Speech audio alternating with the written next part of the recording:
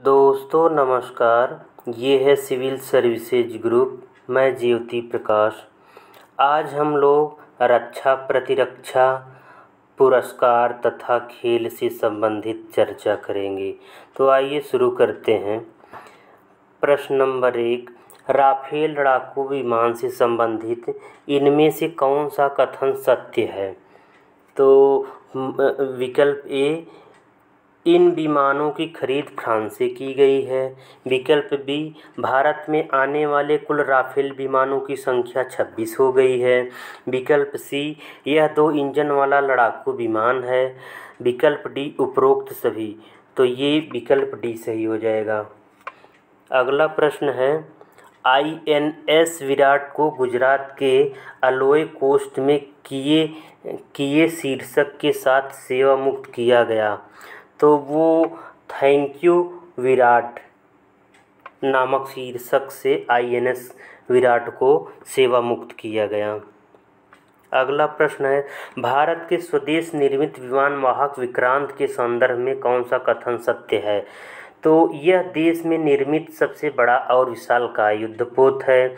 इसका वजन 40,000 टन है। यह विमान वाहक जहाज 262 मीटर लंबा और 69 मीटर चौड़ा है। तो उपर्युक्त डी सही, ये उपर्युक्त डी सभी सही हो जाएगा विकल्प। अगला प्रश्न है, बैलिस्टिक मिसाइल अग्नि प्राइम की मारक क्षमता क्या है? बैलिस्टिक मिसाइल अग्नि प्राइम, इसकी मारक क्षमता है 1000 से 2000 किलोमीटर। अगला प्रश्न है, हाल ही में DRDO द्वारा हवा से हवा में मार करने वाली मिसाइल पाइथन 5, जो पाइथन 5 है, इसका परीक्षण किया गया। इसके निर्माता कौन है? तो ये इसके निर्माता इजराइल के हथियार निर्माता राफेल डिफेंस सिस्टम है। अगला प्रश्न है, रक्षा वेबसाइट मिलिट्री डायरेक्ट द्वारा हाल ही में जारी रिपोर्ट के अनुसार विश्व के सर्वाधिक ताकत सैन्य शक्ति के रूप में भारत का स्थान है। तो दोस्तों, भारत का सैन्य शक्ति में चौथा स्थान है। ये विकल्प ये इम्पोर्टेंट टॉपिक है, इसको मार्क कर लीजिए। अगला प्रश्न है, देश का मुख्य युद्धक टैंक जो हाल ही में देश को समर्पित किया गया, तो वो है अर्जुन मार्क 1A। अगला प्रश्न है, लाइट कॉम्बैट एयरक्राफ्ट तेजस से संबंधित इनमें से कौन सा कथन सत्य है? तो तेजस के संदर्भ में आइए देखते हैं। इस विमान की रेंज 3000 किमी है, सही है। इसकी अधिकतम पेलोड क्षमता 4000 किमी है। यह यात्रा के दौरान आकाश में ईंधन भरने में सक्षम है। तो इस प्रकार विकल्प तीनों सही हो जाएगा। अगला प्रश्न है, आइए आपदा दुर्घटनाएं और अभियान से संबंधित सवाल देखते हैं। प्रश्न है, ईडा तूफान ने इनमें से किस तट पर तबाही मचाई थी? ईडा तूफान, तो ये हो जाएगा न्यूयॉर्क व अमेरिका के पूर्वी तटों पर। 1 सितंबर 2021 को न्यूयॉर्क व अमेरिका के पूर्वी तट पर ईडा तूफान ने भारी तबाही मचाई थी। इसकी प्रकृति उष्णकटिबंधीय थी तथा इसकी अधिकतम गति 240 किमी प्रति घंटा था। अगला प्रश्न है, तबकाते चक्रवात, तो ये तौकाते चक्रवात ये नाम किसने दिया था या कौन सा देश इसका नामकरण किया था? तो ये म्यांमार हो जाएगा। मई 2021 में वर्ष का पहला उष्णकटिबंधीय चक्रवात तौकाते ने भारत के महाराष्ट्र, गुजरात, कर्नाटक, केरल और गोवा राज्यों में भारी तबाही मचाई। इस चक्रवात का नामकरण करने वाला देश म्यांमार था। अगला प्रश्न है, यास चक्रवात ने मुख्य रूप से किन राज्यों में भारी नुकसान पहुंचाया था? तो ये हो जाएगा पश्चिम बंगाल। यास्क चक्रवात ने पश्चिम बंगाल में भारी तबाही मचाई थी। अगला प्रश्न है, भारत में 200 किमी प्रति घंटे के रफ्तार से आने वाले सदी के पहले सुपर साइक्लोन का नाम है। तो वो अम्फान चक्रवात था, जो 200 किमी प्रति घंटे की रफ्तार से आया था। कोविड-19 महामारी की दूसरी लहर के बीच ऑक्सीजन की कमी को पूरा करने के लिए भारतीय सेना ने इनमें कौन सा अभियान चलाया था? तो भारतीय सेना द्वारा ऑक्सीजन के लिए चलाया गया अभियान था वो है कोजीत अभियान।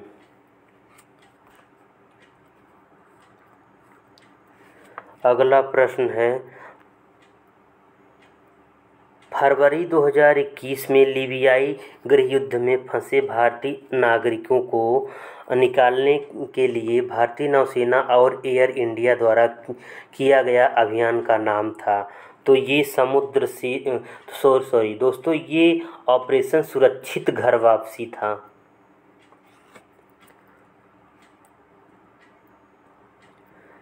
फरवरी 2021 में लीबियाई गृहयुद्ध में फंसे भारतीय नागरिकों को निकालने के लिए भारतीय नौसेना और एयर इंडिया द्वारा ऑपरेशन सुरक्षित घर वापसी चलाया गया। समुद्र से भारतीय नौसेना द्वारा वर्ष 2020 में कोविड-19 महामारी के दौरान भारतीय नागरिकों को वापस लाने हेतु समुद्र सेतु द्वितीय ऑपरेशन, वर्ष 2021 में कोविड-19 महामारी की दूसरी लहर के दौरान ऑक्सीजन लाने हेतु तथा ऑपरेशन सुकून वर्ष 2006 में लेबनान युद्ध के दौरान भारतीय नौसेना द्वारा लेबनान में फंसे भारत, श्रीलंका और नेपाल के नागरिकों को सुरक्षित वापसी के लिए चलाया गया था। अगला टॉपिक है अंतरिक्ष प्रौद्योगिकी। आइए इसको देखते हैं। प्रश्न नंबर 1, अंतरिक्ष पर्यटन के संदर्भ में निम्नलिखित कथनों पर विचार कीजिए। तो आइए देखते हैं। प्रश्न नंबर 1, 11 जुलाई अंतरिक्ष पर्यटन के संदर्भ में हम लोग देखते हैं। नंबर 1 11 जुलाई 2021 को स्पेस एजेंसी वर्जिन गैलेक्टिक के संस्थापक रिचर्ड ब्रेनसन स्पेसशिप 2 नामक यान से अंतरिक्ष की सैर की। नंबर 2, 20 जुलाई 2021 को अमेजन के संस्थापक जेफ बेजोस ने 20 जुलाई 2021 को ब्लू ओरिजिन के न्यू शेपर्ड की पहली फ्लाइट से अंतरिक्ष में उड़ान भरी। नंबर 3, अंतरिक्ष पर्यटन के क्षेत्र में 3 निजी कंपनियां ब्लू ओरिजिन, वर्जिन गैलेक्टिक एवं स्पेस एक्स अंतरिक्ष पर्यटन को बढ़ावा दे रही है।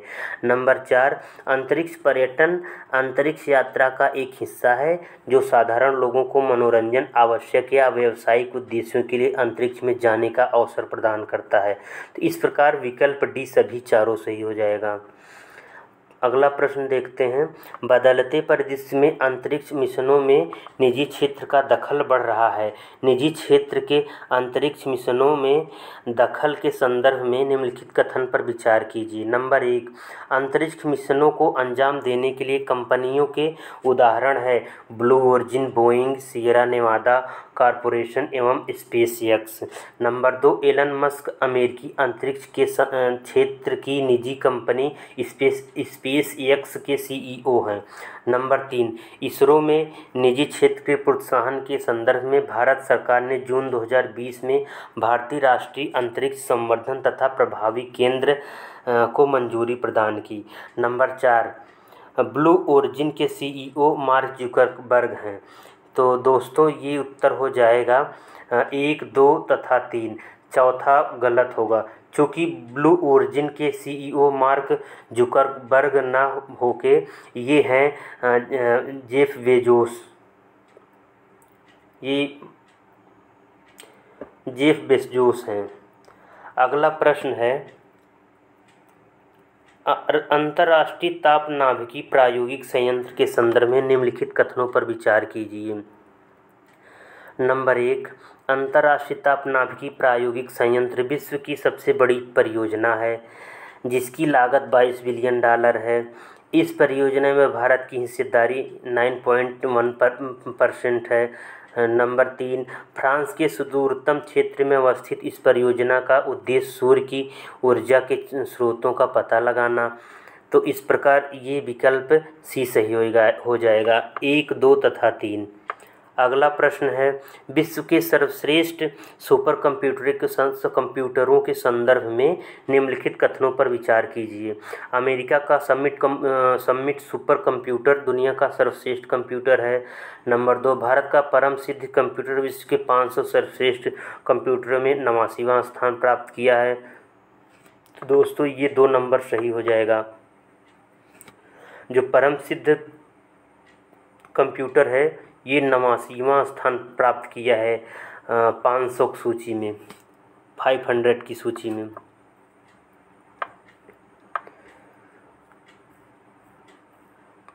अगला प्रश्न है, EOS 1 PSLV C49 का उद्देश्य क्या है? तो ये PSLV C49 का उद्देश्य है, इस मिशन का उद्देश्य कृषि प्रबंधन, वानिकी एवं आपदा प्रबंधन जैसे उद्देश्यों की पूर्ति के लिए एक पृथ्वी अवलोकन उपग्रह है। अगला प्रश्न देखते हैं, होप मिशन के संदर्भ में दोस्तों देखते हैं कौन सा उत्तर सही है। तो यह UAE का मंगल मिशन है।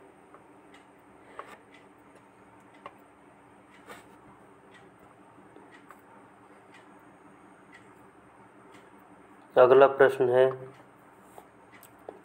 उत्तर प्रदेश विशेष। देखिए उत्तर प्रदेश विशेष के संदर्भ में हम लोग पढ़ते हैं, निम्नलिखित में सुनौली पुरातात्विक स्थल उत्तर प्रदेश के किस जिले में स्थित है? तो ये बागपत जिले में स्थित है। यहाँ हड़प्पाकालीन बड़े रथ का प्रमाण मिला है, साक्ष्य प्राप्त हुआ है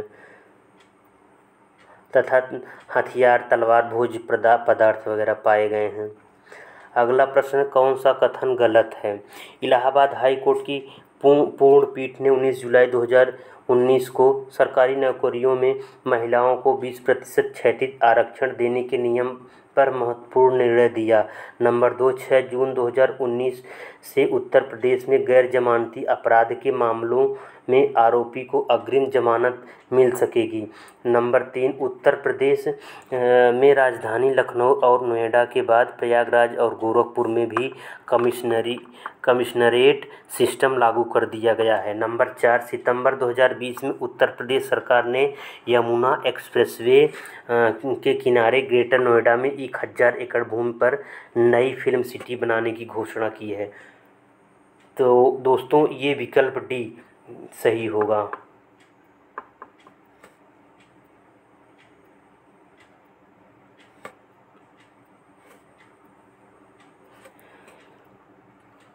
अगला प्रश्न देखते हैं, निम्नलिखित में कौन सा कथन सही है? प्रोफेसर बुशरा अतीक को शांति स्वरूप भटनागर पुरस्कार के लिए चुना गया है। नंबर 2, उत्तर प्रदेश के गोरखपुर में महाभारत अनुसंधान केंद्र बनाया जाएगा। नंबर 3, कमला रानी वरुण का लखनऊ में 65 वर्ष की आयु में निधन हो गया। नंबर 4, पूर्व क्रिकेटर चेतन चौहान का 28 अगस्त 2020 को 73 वर्ष की आयु में कोरोना महामारी के चलते निधन हो गया। तो विकल्प सी सही होगा दोस्तों, ये विकल्प सी, केवल एक सही होगा।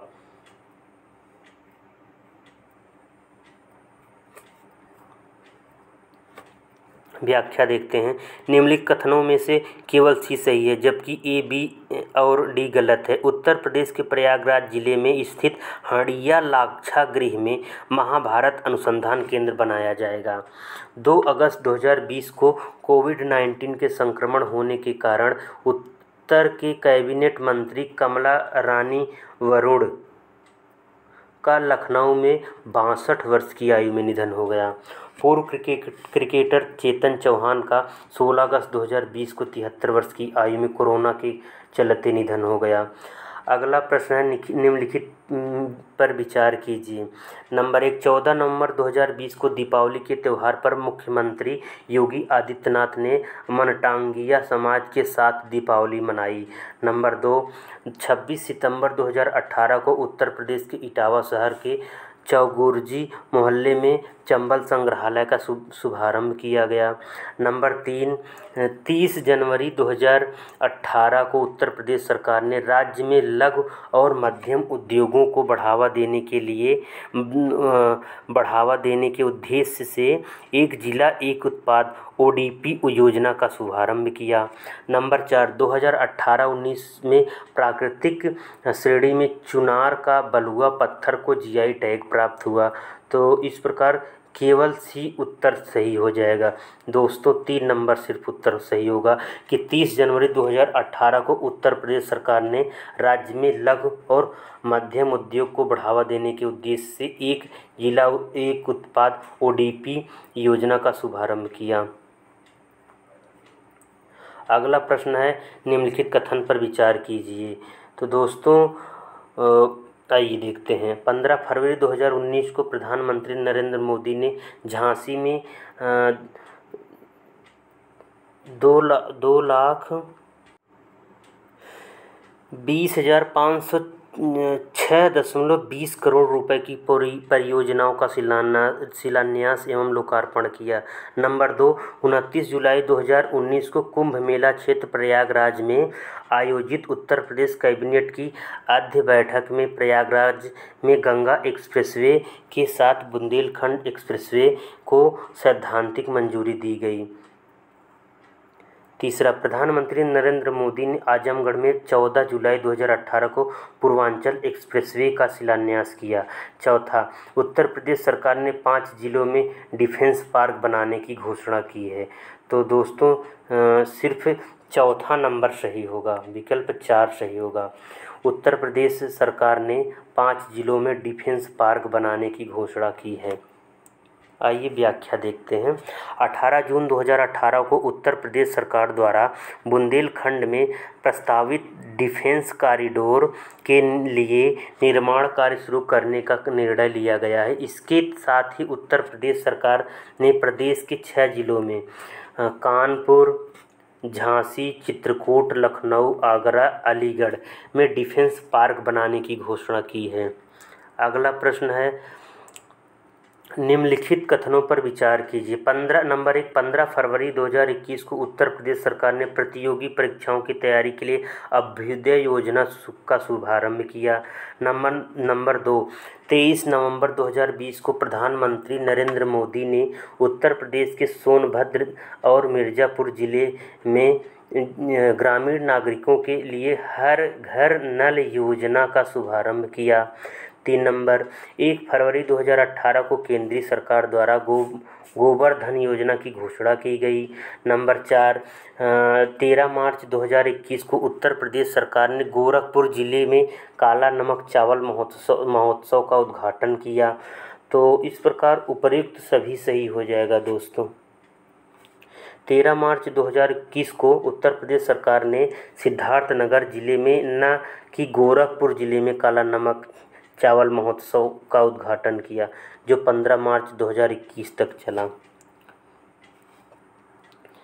अगला प्रश्न है, उपर्युक्त कथनों पर विचार कीजिए। नंबर 1, 17 जनवरी 2021 से 16 मार्च 2021 तक उत्तर प्रदेश सरकार द्वारा बुंदेलखंड के झांसी जिले में स्ट्रॉबेरी महोत्सव का आयोजन किया गया।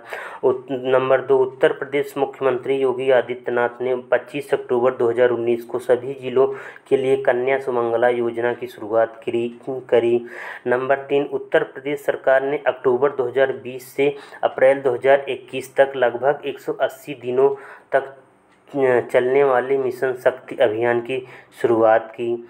विकल्प 4, 5 जनवरी 2019 को उत्तर प्रदेश में किशोरी बालिका योजना SSG लागू हुई। तो इस तरह विकल्प बी सही हो जाएगा दोस्तों, सिर्फ 4। 5 जनवरी 2019 को उत्तर प्रदेश में किशोरी बालिका योजना लागू की गई।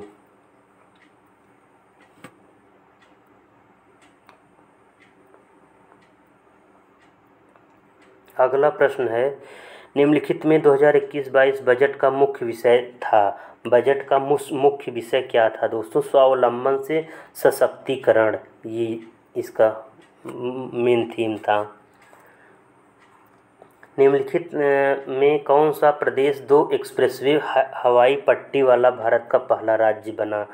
तो ये विकल्प सी सही हो जाएगा, उत्तर प्रदेश।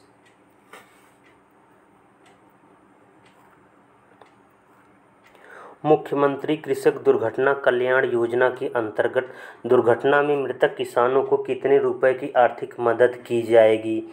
दोस्तों, ये मुख्यमंत्री कृषक दुर्घटना कल्याण योजना के अंतर्गत 5 लाख रुपए दिए जाएंगे। उत्तर प्रदेश द्वारा वित्त वर्ष 2021-22 के लिए कुल कितने रुपए बजट पेश किया गया? मतलब कुल कितने रुपए का बजट पेश किया गया? तो ये दोस्तों 5,50,270.78 करोड़ रुपए का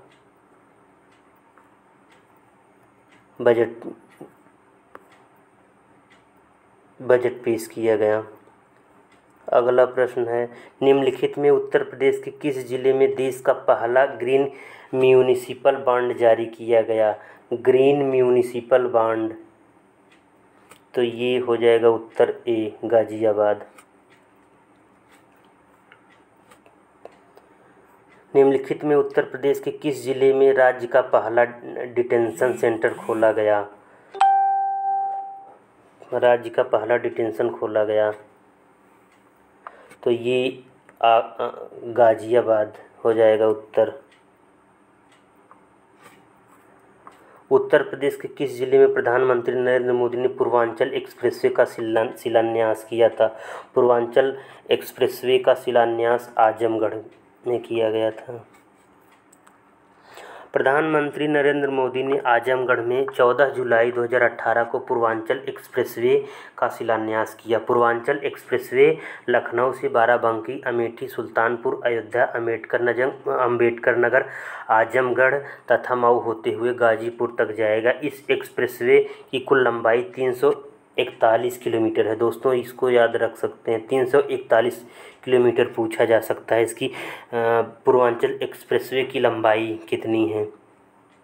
तो ये 341 किलोमीटर है। अगला प्रश्न है, निम्नलिखित में उत्तर प्रदेश मंत्रिमंडल ने भूजल अधिनियम 2020 को कब मंजूरी दी? भूजल अधिनियम 2020, तो ये हो जाएगा 11 जनवरी 2020 को भूजल अधिनियम योजना पारित किया गया। अगला प्रश्न, निम्नलिखित में उत्तर प्रदेश सरकार ने किफ़ायती रेंटल आवास एवं कॉम्प्लेक्स योजना को कब मंजूरी दी? तो इसका उत्तर हो जाएगा 25 मार्च 2021। अगला प्रश्न है, लैंड रिकॉर्ड्स सर्विस इंडेक्स 2020-21 में उत्तर प्रदेश को कौन सा स्थान प्राप्त हुआ है? तो दोस्तों, लैंड रिकॉर्ड्स सर्विस इंडेक्स 2020-21 में 15वां स्थान प्राप्त हुआ है। अगला प्रश्न है, हाल ही में उत्तर प्रदेश राज्य मानवाधिकार आयोग का अध्यक्ष किसे नियुक्त किया गया? तो इसका उत्तर हो जाएगा दोस्तों, राज्य मानवाधिकार आयोग का अध्यक्ष न्यायमूर्ति BK नारायण। अगला प्रश्न है, देश का पहला वर्चुअल एग्जीबिशन मॉल किस राज्य में खुलने जा रहा है? तो दोस्तों, ये देश का पहला वर्चुअल एग्जीबिशन मॉल ये उत्तर प्रदेश में खोला जा रहा है। ये है क्या दोस्तों, एक बार इसको देख लेते हैं। उत्तर प्रदेश सरकार कोरोना के कारण बाजार और कारोबारी गतिविधियों में आए बदलावों के कारण देश का पहला वर्चुअल एग्जीबिशन मॉल खोलने की योजना पर काम कर रही है। यह मॉल ऑनलाइन कारोबार का ऐसा फोरम होगा जहां क्रेता विक्रेता अपनी सुविधा के अनुसार किसी भी समय उत्पादों की खरीद बिक्री कर सकेंगे। अगला प्रश्न देखते हैं। अगला प्रश्न है, अब उत्तर प्रदेश के किस शहर में अटल भोजनालय की शुरुआत की गई? तो अटल भोजनालय ये लखनऊ से शुरू की गई, लखनऊ में। अगला प्रश्न, निम्नलिखित में किस राज्य को ई पंचायत अवार्ड 2021 में पहला स्थान प्राप्त हुआ? ई पंचायत अवार्ड में दोस्तों उत्तर प्रदेश को पहला स्थान प्राप्त हुआ है। ये इम्पोर्टेंट सवाल है, यूपी स्पेशल के तहत आ सकता है। अगला प्रश्न है, निम्नलिखित में किस राज्य ने काकोरी कांड का नाम बदलकर काकोरी स्टेशन एक्शन कर दिया है? तो ये उत्तर प्रदेश होगा। उत्तर प्रदेश की योगी सरकार ने काकोरी कांड का नाम बदलकर काकोरी ट्रेन एक्शन डे कर दिया है। 9 अगस्त 1925 को घटित काकोरी स्टेशन एक्शन को हिंदुस्तान रिपब्लिकन एसोसिएशन से जुड़े क्रांतिकारियों राम प्रसाद बिस्मिल, आसफ उल्ला खां, राजेंद्र प्रसाद लाहिड़ी और रोशन सिंह के लिए याद किया जाता है। अगला प्रश्न है, उत्तर प्रदेश की पहली एंटी रेबीज लैब कहाँ स्थापित की गई है? तो दोस्तों ये लखनऊ में है एंटी रेबीज लैब। अगला प्रश्न है, निम्नलिखित में उत्तर प्रदेश के किस जिले की निवासी नेहा कुशवाहा को राष्ट्रीय युवा पुरस्कार मिला है? तो राष्ट्रीय युवा पुरस्कार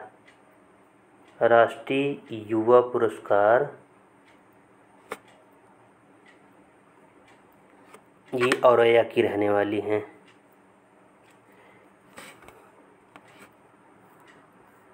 उत्तर प्रदेश में बन रहा पहला खेल विश्वविद्यालय किसके नाम पर होगा?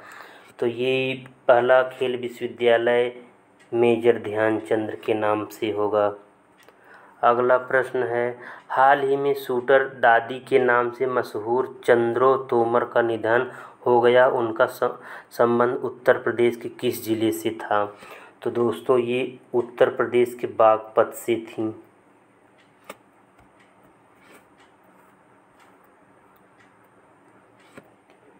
अगला प्रश्न है, अयोध्या में राम जन्मभूमि की ओर जाने वाली सड़क का नाम? अयोध्या में राम जन्मभूमि की ओर जाने वाली सड़क का नाम किसके नाम पर रखा गया है? तो दोस्तों ये है कल्याण सिंह के नाम पे रखा गया है।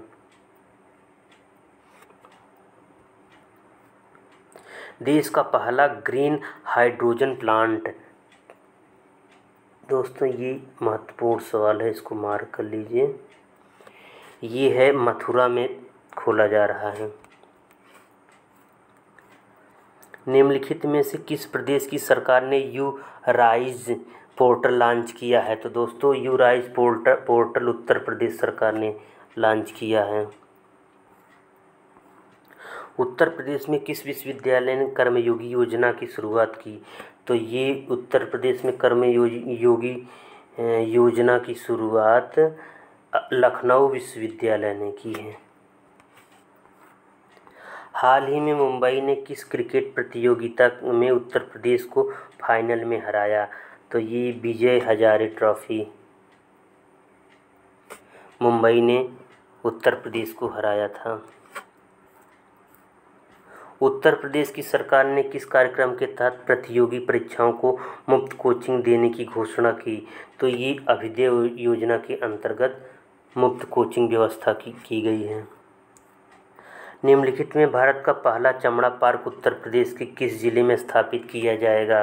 तो दोस्तों ये विकल्प सी हो जाएगा, कानपुर चमड़ा पार्क, मतलब भारत का पहला चमड़ा पार्क किस जिले में उत्तर प्रदेश को खोला जाएगा? तो ये कानपुर है। उत्तर प्रदेश का वह जिला प्रशासन जिसे कोविड-19 प्रबंधन के लिए द स्कॉच गोल्ड अवार्ड से सम्मानित किया गया? तो ये अयोध्या जिला प्रशासन को अवार्ड किया गया द स्कॉच गोल्ड अवार्ड के नाम से। अगला प्रश्न, वित्तीय वर्ष 2021-22 के राज्य बजट में राजकोषीय घाटा सकल राज्य घरेलू उत्पाद का कितना प्रतिशत अनुमानित है? तो ये 4.17% है। बजट 2021-22 में राजकोषीय घाटा 90,729 करोड़ 80 लाख रुपए अनुमानित है, जो इस वर्ष के लिए अनुमानित सकल राज्य घरेलू उत्पाद का 4.17% है। वित्तीय वर्ष के बजट अनुमान 2021-22 का प्रस्तुत बजट का आकार 5,50,270 करोड़ 78 लाख रुपए है। अगला प्रश्न, हाल ही में महान वैज्ञानिक और रेडियो खगोल शास्त्री गोविंद स्वरूप का निधन हुआ। उत्तर प्रदेश के किस शहर से उनका संबंध था? उनका जन्म किस जगह हुआ था? तो ये विकल्प ए ठाकुर द्वार।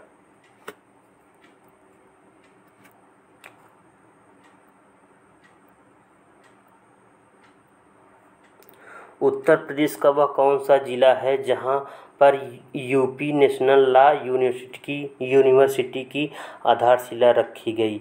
तो ये प्रयागराज में है। ये कौशाम्बी के आसपास वहाँ लॉ यूनिवर्सिटी खोली जा रही है दोस्तों। भारत के राष्ट्रपति रामनाथ कोविंद ने 11 सितंबर 2021 को उत्तर प्रदेश के प्रयागराज में अपने एक दिवसीय दौरे के दौरान उत्तर प्रदेश राष्ट्रीय विधि विश्वविद्यालय और इलाहाबाद उच्च न्यायालय के नए भवन परिसर की आधारशिला रखी। हाल ही में उत्तर प्रदेश सरकार द्वारा किस एंटी भू माफिया सॉफ्टवेयर को लॉन्च किया गया? तो ये है धरा एंटी भू माफिया।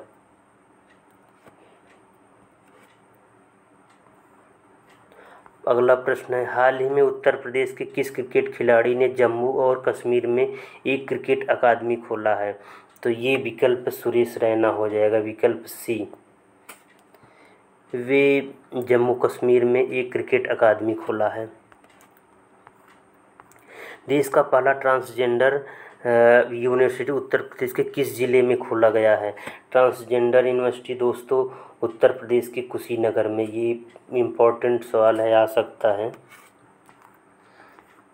उत्तर प्रदेश में पेपरलेस डिजिटल बजट कब प्रस्तुत किया गया? तो दोस्तों ये विकल्प 2021-22 हो जाएगा। पेपरलेस बजट प्रस्तुत किया गया।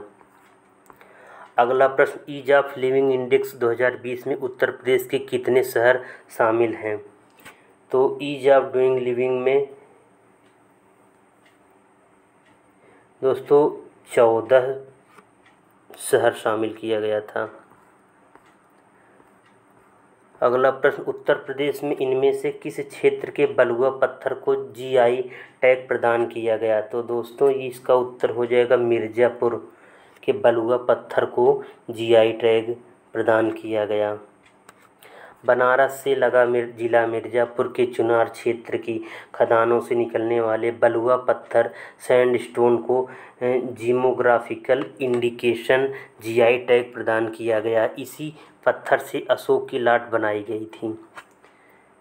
दोस्तों ये इम्पोर्टेंट है, इसे मार्क कर सकते हैं। अगला प्रश्न है, मिसेज इंडिया ऑस्ट्रेलिया 2020 का खिताब जीतने वाली अनुमेहा तोमर का संबंध उत्तर प्रदेश के किस जिले से है? तो वे उत्तर प्रदेश के गोरखपुर जिले से हैं, जो मिसेज इंडिया ऑस्ट्रेलिया 2020 का खिताब जीता है। महाराष्ट्र में आयोजित समुद्री तैराकी प्रतियोगिता जीतने वाली जिया राय का संबंध उत्तर प्रदेश के किस जिले से है? तो ये समुद्री तैराकी प्रतियोगिता जीतने वाली जिया राय उत्तर प्रदेश के आजमगढ़ जिले से हैं। महाराष्ट्र में आयोजित समुद्री तैराकी प्रतियोगिता को जीतकर विश्व रिकॉर्ड बनाने वाले जिया राय का संबंध उत्तर प्रदेश के आजमगढ़ जिले से है। उत्तर प्रदेश के किस शहर को प्रदेश की आर्थिक राजधानी बनाई जाएगी? आर्थिक राजधानी किस जिलों को बनाई जाएगी? तो ये नोएडा को। अगला प्रश्न है, चौरी चौरा शताब्दी समारोह 2021 की थीम है? तो दोस्तों ये इम्पोर्टेंट सवाल है, इसे मार्क कर सकते हैं। ये है इसका उत्तर, चौरी चौरा शताब्दी समारोह 2021 का थीम स्वदेशी स्वावलंबन एवं स्वच्छता। अगला प्रश्न है, उत्तर प्रदेश के संबंध में इनमें से कौन सा कथन असत्य है?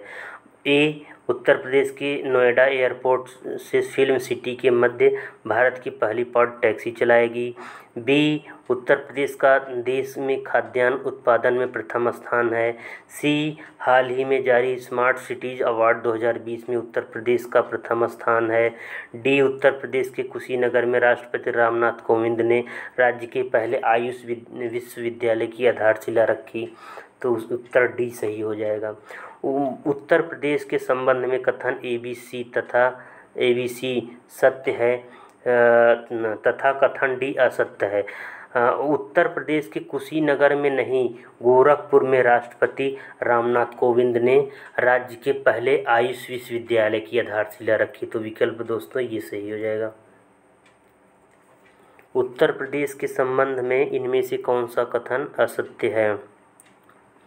उत्तर प्रदेश के गोरखपुर जिले में देश का पहला ट्रांसजेंडर विश्वविद्यालय स्थापित किया जाएगा।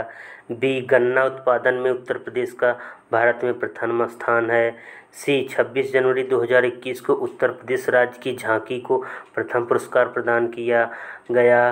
डी, उत्तर प्रदेश के ग्रेटर नोएडा में केंद्रीय गृह मंत्रालय ने देश का पहला राष्ट्रीय पुलिस विश्वविद्यालय स्थापित करने की घोषणा की। इस प्रकार विकल्प ए होगा। दोस्तों, उत्तर प्रदेश सरकार द्वारा कुशीनगर जिले के फाजिल नगर में देश का पहला ट्रांसजेंडर विश्वविद्यालय, उत्तर प्रदेश के कुशीनगर जिले के फाजिल नामक स्थान में यह पहला ट्रांसजेंडर विश्वविद्यालय खोला जाएगा। आइए हम लोग पुरस्कार एवं सम्मान से संबंधित पढ़ते हैं। निम्नलिखित में से किसे नॉर्मन बोरलॉग राष्ट्रीय पुरस्कार 2020 से सम्मानित किया गया? तो ये है नॉर्मन बोरलॉग राष्ट्रीय पुरस्कार 2020। तो ये काजल चक्रवर्ती हो जाएगा उत्तर। वर्ष 2020 का नॉर्मन बोरलॉग पुरस्कार कृषि में अनुसंधान और उत्कृष्टता के लिए काजल चक्रवर्ती को प्रदान किया गया। शेष तीनों व्यक्तियों को वर्ष 2019 का नॉर्मन बोरलॉग पुरस्कार प्रदान किया गया। अगला प्रश्न है, इनमें से किसे अंतर्राष्ट्रीय बुकर पुरस्कार से सम्मानित किया गया? तो दोस्तों ये इम्पोर्टेंट प्रश्न है, इसको मार्क कर सकते हैं। इसका उत्तर डेविस डियोप होगा।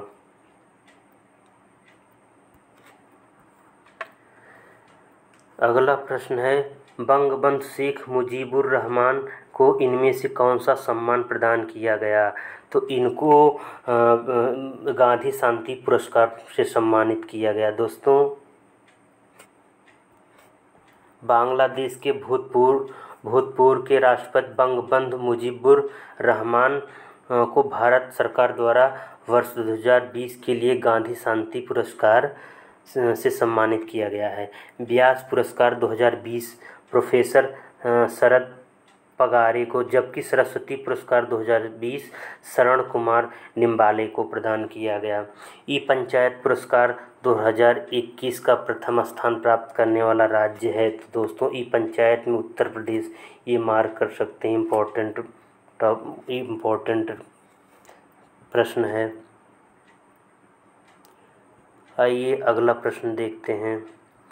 वर्ष 2020 का मिस अर्थ पुरस्कार इनमें से किसे प्रदान किया गया? 2020 का मिस अर्थ पुरस्कार, तो ये उत्तर हो जाएगा लिंडसे को मिस अर्थ पुरस्कार दिया गया, लिंडसे कॉफे। अगला प्रश्न है, साहित्य अकादमी पुरस्कार 2020 के अंतर्गत हिंदी भाषा में टोकरी में दिंगत थेरी गाथा कविता शीर्षक के लिए किस लेखक को यह पुरस्कार प्रदान किया गया? तो दोस्तों, साहित्यिक अकादमिक पुरस्कार 2020 ये दिया गया है अनामिका को।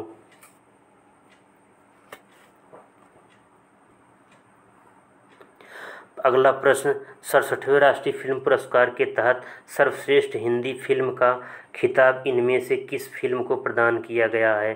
तो दोस्तों, ये कस्तूरी फिल्म है। ये 67वें राष्ट्रीय फिल्म पुरस्कार के लिए सर्वश्रेष्ठ हिंदी फिल्म के लिए चुना गया कस्तूरी को। अगला प्रश्न है, इनमें से किसे विश्व खाद्य पुरस्कार 2021 से सम्मानित किया गया? तो इसका विकल्प डॉक्टर शकुंतला हरक सिंह थिलस्टेड को दिया गया है विश्व खाद्य पुरस्कार 2021। अगला प्रश्न, इनमें से किसे पाटलिपुत्र के साम्राज्ञी उपन्यास के लिए सम्मानित किया गया है? तो ये प्रोफेसर शरद पगारे हैं। अगला प्रश्न है, सार्वजनिक मामले के क्षेत्र में पद्म विभूषण पुरस्कार 2021 से किसे सम्मानित किया गया? तो ये शिंजो अबे हैं। शिंजो अबे को सार्वजनिक मामले के क्षेत्र में पद्म विभूषण पुरस्कार 2021 से चुना गया है। वर्ष 2020 का शांति का नोबेल पुरस्कार किसे प्रदान किया गया है? तो ये वर्ल्ड फूड प्रोग्राम है जो अमेरिका की एक संस्था है। 2020 का शांति नोबेल पुरस्कार। वर्ष 2020 का साहित्य का नोबेल पुरस्कार। साहित्य का नोबेल पुरस्कार दोस्तों इसे लुईस ग्लक को चुना गया है। वर्ष 2020 का साहित्य के क्षेत्र का नोबेल पुरस्कार अमेरिकी कवयित्री लुईस ग्लक को प्रदान किया गया। इन्हें यह पुरस्कार बेमिसाल काव्यात्मक आवाज़ के लिए सम्मान दिया गया है जो खूबसूरती के साथ व्यक्तिगत अस्तित्व को सार्वभौमिक बनाता है। ये प्रश्न इम्पोर्टेंट है दोस्तों, इसको देख सकते हैं। गिलेर्मो कानो विश्व प्रेस स्वतंत्रता पुरस्कार 2021 इनमें से किसे प्रदान किया गया? तो ये उत्तर डी हो जाएगा, मारिया रेसा को। जापान के प्रतिष्ठित फुकुओका पुरस्कार। जापान के प्रतिष्ठित फुकुओका पुरस्कार 2021 का ग्रैंड प्राइम इनमें से किसे प्रदान किया गया है? तो पी साईनाथ को प्रदान किया गया है। खेल कूद आइए देखते हैं दोस्तों हम लोग। टोक्यो ओलंपिक 2020 में पदक तालिका में भारत का स्थान 48वां स्थान रहा है दोस्तों, इसको देख सकते हैं। टोक्यो ओलंपिक 2020 में पदक तालिका में भारत 1 स्वर्ण 2 रजत तथा 4 कांस्य पदक के साथ 48वें स्थान पर रहा। पदक तालिका में पहले स्थान पर अमेरिका तथा दूसरे स्थान पर चीन रहा है। अगला प्रश्न है, टोक्यो ओलंपिक 2020 में भारत का एकमात्र स्वर्ण पदक किसने जीता? तो दोस्तों ये नीरज चोपड़ा जैवलिन भाला फेंक में जीता है इन्होंने।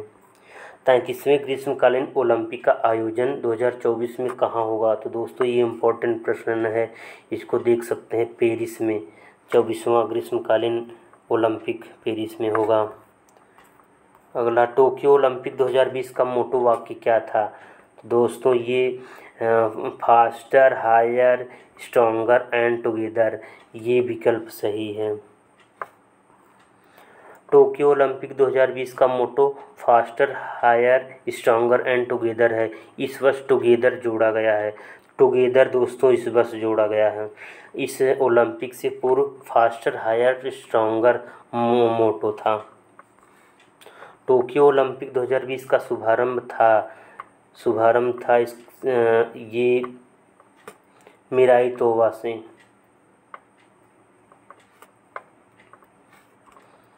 अगला प्रश्न है, टोक्यो ओलंपिक 2020 उद्घाटन समारोह में भारतीय ध्वजवाहक थे? तो भारतीय ध्वजवाहक थे मनप्रीत सिंह व MC मैरी कॉम, ये भारतीय ध्वजवाहक थे दोनों लोग। टोक्यो पैरालंपिक 2020 में भारत ने कुल कितने पदक प्राप्त किए? तो ये दोस्तों 19 पदक, पैरालंपिक 2020 में 19 पदक प्राप्त किए। टोक्यो पैरालंपिक 2020 के समापन समारोह में भारतीय ध्वजवाहक के रूप में अवनी लेखरा थे।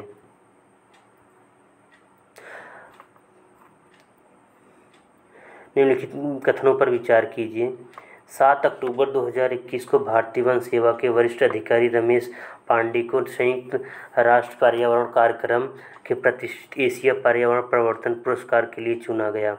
नंबर 2, 91वें ऑस्कर अवार्ड में भारतीय documentary film periods the end of sentence को बेस्ट शॉर्ट फिल्म का पुरस्कार मिला। नंबर 3, डॉक्टर सुरेंद्र पांडे को कलाम इनोवेशन गवर्नेंस का सम्मान मिला।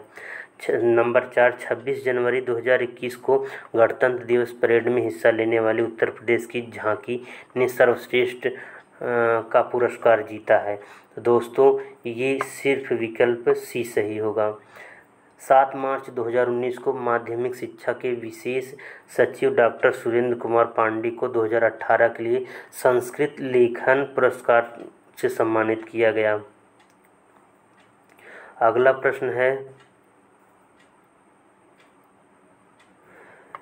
दोस्तों, निम्नलिखित में उत्तर प्रदेश की सरकार ने बजट 2021-22 में जन स्वास्थ्य के लिए प्रावधान किया है। जन स्वास्थ्य के लिए नंबर 1, कोविड-19 की रोकथाम हेतु टीकाकरण योजना के लिए 50 करोड़ रुपए की बजट व्यवस्था। नंबर 2, गोरखपुर में अटल बिहारी वाजपेयी चिकित्सा विश्वविद्यालय की स्थापना प्रस्तावित की गई। नंबर 3, अमेठी एवं बलरामपुर में नए मेडिकल कॉलेज की स्थापना की गई। तो उपयुक्त में से सी सही होगा, केवल 2।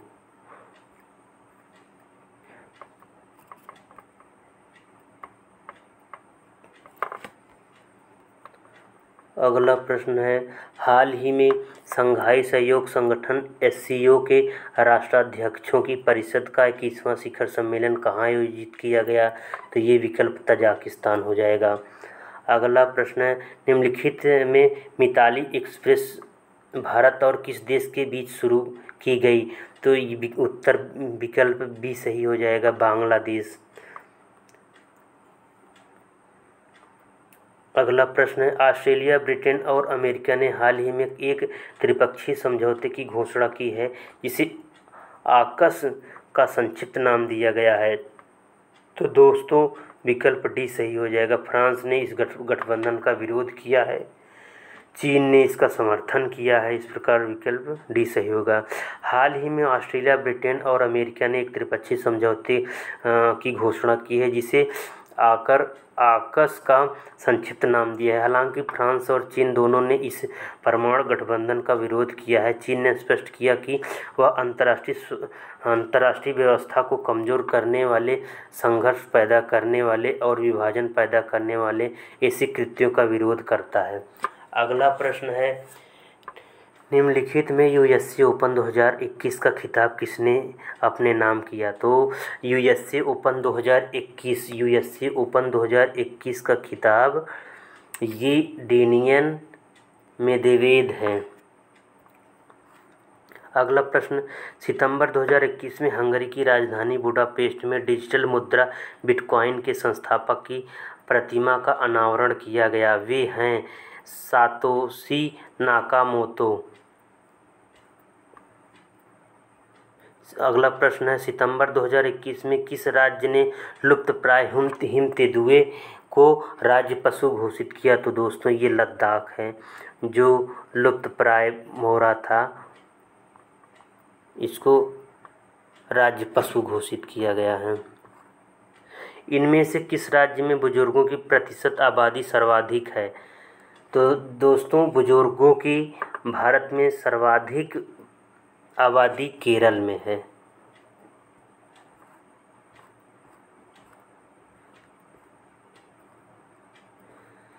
INS विक्रांत के संबंध में इनमें से कौन सा कथन असत्य है? तो इस विकल्प पे, इस पोत पर 200 नौसैनिक तैनात किए जा सकते हैं। विकल्प बी, इस पोत पर 30 लड़ाकू विमान हेलीकॉप्टर तैनात किए जा सकते हैं। नंबर सी, इस एयरक्राफ्ट कैरियर को कोचिन शिपयार्ड लिमिटेड ने बनाया है। डी, इसका नाम नौसेना के सेवा मुक्त प्रथम वाहक INS विक्रांत के नाम पर रखा गया। तो विकल्प ए सही हो जाएगा दोस्तों। बुकर लिस्ट नॉमिनेशन 2021 में दक्षिण एशिया के किन 2 लेखकों को नॉमिनेशन किया गया है? तो बुकर लिस्ट नॉमिनेशन 2021 ये संजीव सहोता व अनुक रुद्रप्रगम्ज हैं। बुकर लिस्ट नॉमिनेशन 2021 में दक्षिण एशिया के 2 लेखकों के नाम इस प्रकार हैं। ब्रिटिश भारतीय मूल के लेखक संजीव सहोता एवं श्रीलंकाई लेखक अनुक रुद्रप्रगम्ज। संजीव सहोता की कृति चाइना रूम को इस अनुक रुद्रप्रगम्ज की कृति अपैसेज नॉर्थ को नॉमिनेशन किया गया है। दुनिया के सबसे बड़े परिवार के संरक्षक के रूप में मशहूर जिस व्यक्ति का हाल ही में निधन हो गया उसका नाम जियोना घाना था। अगला प्रश्न है, हाल ही में लोकतंत्र समर्थक अखबार एप्पल डेली का प्रकाशन बंद कर दिया गया, यह किस देश का अखबार था? तो ये हांगकांग का समाचार पत्र था।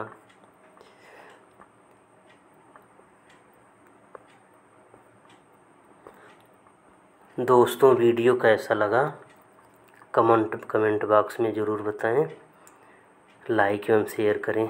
धन्यवाद।